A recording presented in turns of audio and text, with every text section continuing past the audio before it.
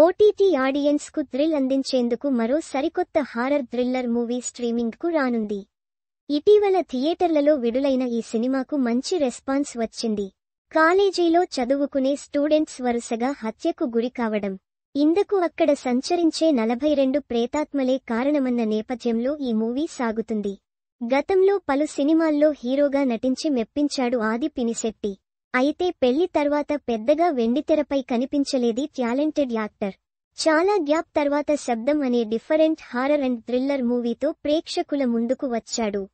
అరివళగన్ తెరకెక్కించిన ఈ మూవీలో కోలీవుడ్ బ్యూటీ లక్ష్మీ మేనన్ కథానాయికగా కనిపించింది. గతంలో ఆది పినిశెట్టి, అరివళగన్ కాంబినేషన్లో వైశాలి అనే సూపర్ హిట్ సినిమా వచ్చిన సంగతి తెలిసిందే. దీంతో రిలీజ్కు ముందే శబ్దం పై అంచనాలు పెరిగిపోయాయి.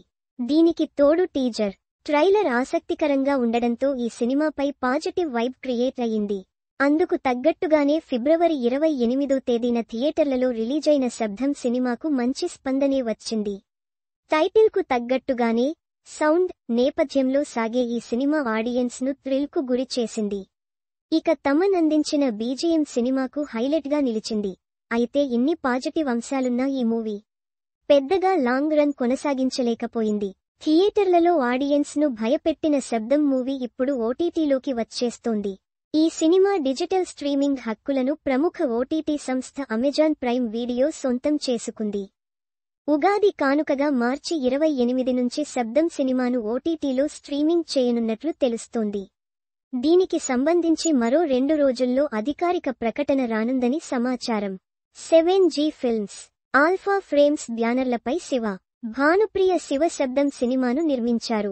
సీనియర్ హీరోయిన్లు సిమ్రాన్, లైలా ఈ మూవీలో ప్రధాన పాత్రలు పోషించడం విశేషం. అలాగే రెడిన్ కింగ్స్లే, ఎన్ఎస్ భాస్కర్, రాజీవ్ మేనర్, వివేక్ ప్రసన్న, టిఎస్ఆర్ శ్రీనివాసన్ తదితరులు ఈ మూవీలో మెరిశారు. మరి థియేటర్లలో శబ్దం సినిమాను మిస్ అయ్యారా? అయితే మరికొన్ని రోజులు ఆగండి, ఎంచక్కా ఓటీటీలో చూసి ఎంజాయ్ చేయండి.